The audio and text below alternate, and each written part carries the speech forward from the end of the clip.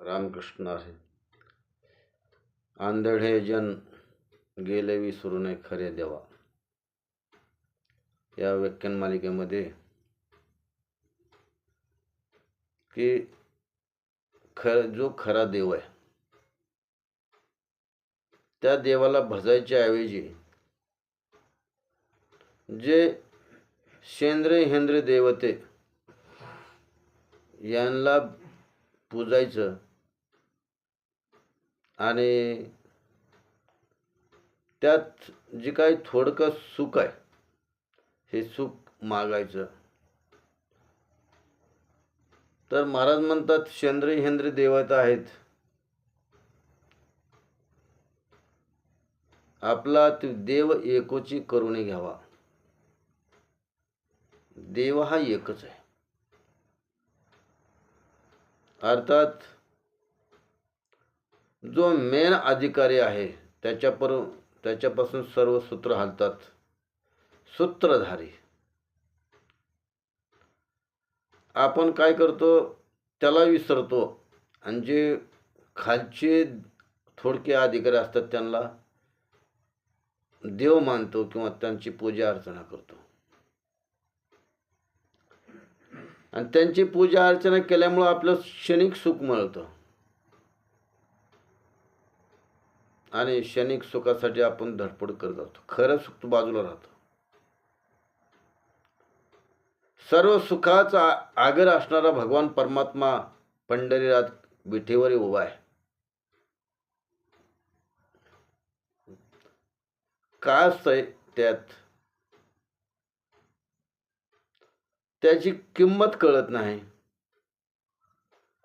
परीस आहे पण ते परिसच आहे, त्या परिसापासून आपला काय फायदा होणार आहे हे आपल्याला माहीतच नसतंय. ती परिस आहे म्हणून दोंडा आहे म्हणून आपण टाकून देतो, दगड आहे म्हणून.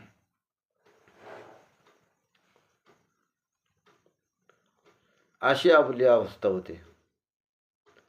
ज्याच्या नामापासून जीवनाचं सार्थक होतं, 184 फेरा चुकतो आणि पुढचं उर्वरित जे का आयुष्य आहे ते आयुष्य सुखमय जातं. आयुष्य सुख संस्कृतीवान बनतं. आपल्या नसामध्ये संस्कृती भरल्यामुळं आपल्या हातून एखादी नकळत जर समजा चूक होणार आहे ते चूक थांबली जाते. कशामुळं? जी काही संस्कृतीचं आपल्या मन शिक्षण आहे, आपल्या संस्कृतीमुळं आपण घडलोत आणि ती संस्कृतीचं विचार लगी मनामध्ये येतात म्हणून ते आपण वाईट कृत्य करायला थांबतो. काय बी असो. मग महाराज म्हणतात जे संस्कृती आहे ते संस्कृती जतन केली पाहिजे. संस्कृती जतन केल्यानंतर माणूस परिपक्व बनतो. जय न्यायाप्रमाणे एक कच्चे आंबे असतात आणि ते आपण पिकू घातले त्यांना. कच्चा आंबा जर काढला तर तो आंबट लागतो आणि त्याचा रस जर समजा त्याला पिकवल्यानंतर ते जशी गोडी निर्माण होते तसं त्या न्यायाप्रमाणे हे आपलं शरीर संस्कृतीमध्ये खेळलं पाहिजे. आपल्या नसामध्ये संस्कृतीचा वारसा असला पाहिजे तरच सद्विचार भावना आपल्या मनामध्ये येतात, विचार खेळतात आणि आपली वाटचाल परमानंद सुखाकडे होते.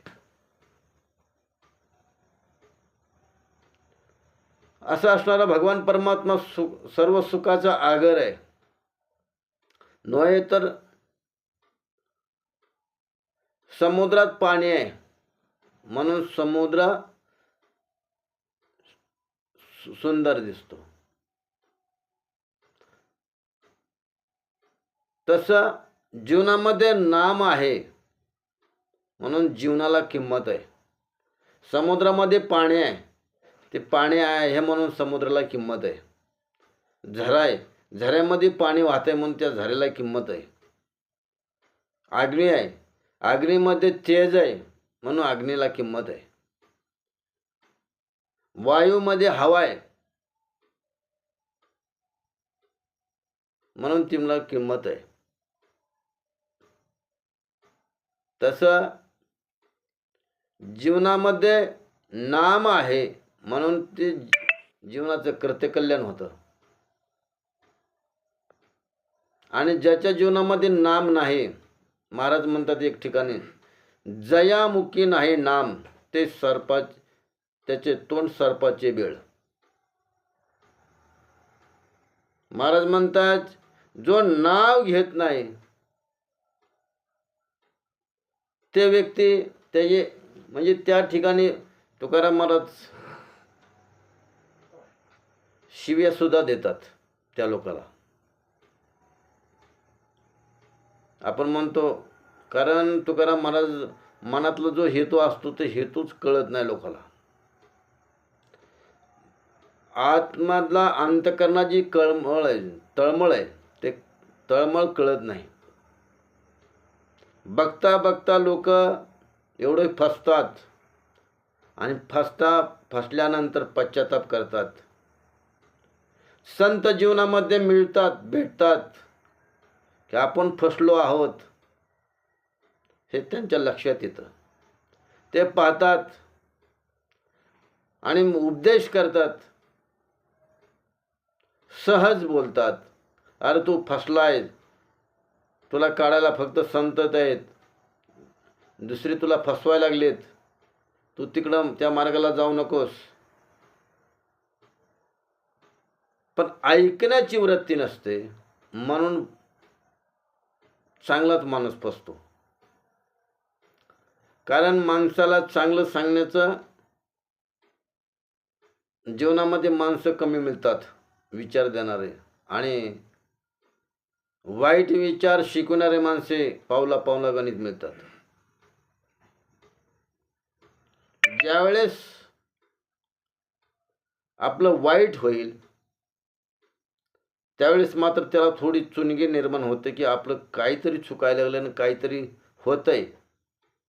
पण त्यावेळेस चांगला तू फसलेला असतो, त्याला वर काढण्यासाठी दुसरं कोणीही धावू शकत नाही. चांगला माणूस बी येत नाही, वाईटाला वाईटच मिळतात, आणखीन फसवायला लावतात, आणखीन फसायला लावतात. त्यातून त्याला बाहेर काढण्यासाठी कोणीच तयार नसतं पुन्हा. कारण परिस्थिती अशी असते, वेळ काळानुसार माणूस त्याला बोध करतो. ऐकण्याची जोपर्यंत त्याची समस्या आहे तोपर्यंत त्याला सांगतात, आणि न ऐकण्याच्या पुढं तो व्यक्ती गेला, त्याला सांगूनही काही किंमत कळत नाही किंवा कळतच नाही, त्याला सांगण्यात काही मजा नाही, त्याला चांगला बोध कोणीच करू शकत नाही. का करतात हे? तर हा माणूस फसलाय आणि आणखीन ह्याला काढण्याची क्षमता आल्यानंतर अजून सुद्धा माणूस तो तालावर येऊ शकतो. विचार दिल्यानंतर तो लेवलवर येऊ शकतो. म्हणून त्याला बोध करण्याचा विचार करत असतात. काही जण जे काय भाग्यवंत आहेत, भाग्यवंत घेते वेचून या मोल. जे भाग्यवंत असतात त्याची किंमत करतात आणि ते बाजूला सरकतात, फसले असले तरी. शब्द मग महत्वाचा आहे. आणि म्हणून जीवनामध्ये नाम आहे म्हणून तर राम आहे. माणूस म्हणतो ह्याच्या शरीराला राम जर निघून गेला तर तिथं काय राहते शिल्लक. रामच नसल्यावर त्याची मृत अवस्था निर्माण होते. त्याचं शरीर असणारं अपवित्र होतं. जोपर्यंत या शरीराला आपण किती नटितो, काही करतो, मी सुंदर दिसण्यासाठी काही करतो, प्रत्येकाचं मनोगत आहे वेगवेगळं. आणि याच शरीरातून जोपर्यंत राम आहे तोपर्यंत त्याला नटवलं जातं, नको त्या पालिशी केली जातात, मी किती सुंदर आहे असं म्हणतो. आणि त्याच्यातला जर राम निघून गेला, त्या पालिश एखाद्या माड्याला जर समजा अलंकार घातले, त्याला शोभल का? मेलेला माणूस आहे, त्याला दागदागिने घेतले, भारी भारी कपडे घातले, त्याचा काय उपयोग आहे? म्हणून जोपर्यंत या शरीरामध्ये आत्मा आहे, राम आहे, तोपर्यंत हे शरीर कशासाठी आहे? तर आपण मागच्या व्याख्यान मालिकेमध्ये म्हणून गेलो, हे शरीर फक्त मागचं कर्माची फळं किंवा परतफेड करण्यासाठी हा मनुष्य देह आहे. म्हणजे भगवंताचं नामचिंतन करणं, भगवंताच्या कार्यामध्ये आपलं शरीर झोकून देणं, त्यासाठी हा शरीराचा उपयोग जर केला. कोण म्हणतं तुम्हाला प्रपंच सोडा आणि परमार्थच करा? परमार्थ हा करावा लागतो, देवदेव हा करावा लागतो, भगवंताचं चिंतन करावं लागतं. प्रपंच ऑटोमॅटिक प्रपंच होत असतो.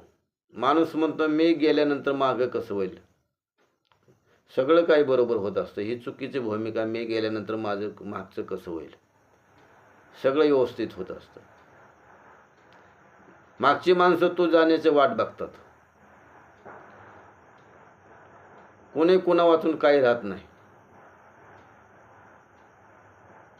सांगायचं तात्पर्य, मग हे देह, हे नातीगोती कशासाठी आहेत? हे परंपरा आलेली आहे, हे सगळे स्वार्थ आहेत, भगवंताकडे तुम्हाला जाऊ देणार नाहीत. कितीही कष्ट करा, कितीही काही करा, त्या कुटुंबाला संस्कृती आपण बनवायची, संस्कृतवान बनवायचं आहे. आणि त्यांना असं वाटलं पाहिजे की आमचे बाबा भगवंताचे चिंतन करत होते, आमचे आईवडील भगवंताची सेवा करत होते, वारी करत होते, म्हणून आम्ही घडलो. आणि जोपर्यंत आईवडील आहेत, त्या मुलाला आईवडिलाची किंमत कळत नाही. म्हणून संस्कृती जे जोपवणारे आईवडील आहेत आणि त्यांच्याच घरी असणारे हे भाग्यवंत मुलं जन्म घेतात. कारण का संस्कृती मुलं घडवणारे क्रिया आईवडील आहेत.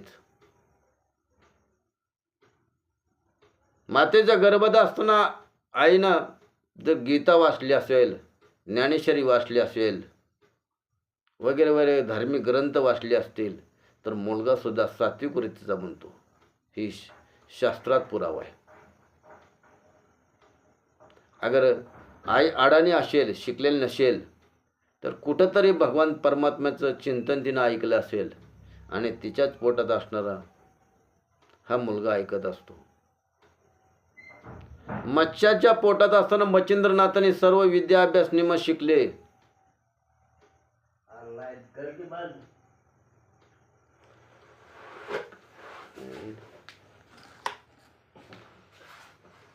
आणि त्यामुळंच हे सर्व काही मच्छिंद्रनाथाचा जन्म होत असताना शंकर आणि पार्वती हे काही गुह्यत ज्ञान भगवान शंकर पार्वतीला सांगत होते. आणि तो मच्छिंद्र त्यात मच्छीच्या पोटात असताना, माशाच्या पोटात असताना तो ऐकत होता. तसंच आहे संस्कृतीवान. दुसरा उदाहरण असं आहे की प्रल्हाद असणारा, जी काय नारद मुनीने नारायण नारायण हा मंत्राचा जप करायला सांगत असताना, तो आईच्या पोटात असताना तो म्हणत असे, म्हणून तो हा भक्त प्रल्हाद झाला. भगवंताचा तो भक्त लाडका झाला. संस्कृतिवान जर मुलगा व्हायचा असेल तर आईवर इफेक्ट आहे. आईनं कुठल्या दृष्टीनं मुलाला पालनपोषण गर्भात असताना केलं, आपण कुठलं ग्रंथ वाचला ते त्याच्यावर इफेक्ट आहे. मुलं संस्कृतिवान घडवायचे असेल तर माता गर्भावस्था असताना तिने धार्मिक ग्रंथ वाचला आणि मुलं तशी संस्कृतवान घडतात आणि तेच कुळाचा उद्धार करतात.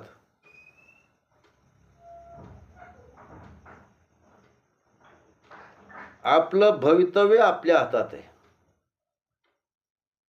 आपली संस्कृती पालन जोपासना करणं हे आपल्या हातात आहे. आपलं आयुष्य वृद्धापकाळ सुखाचा घालवायचा असेल, मला सुद्धा तशी घडली पाहिजेत. ह्याला शास्त्राचा पुरावा आहे, आधार आहे.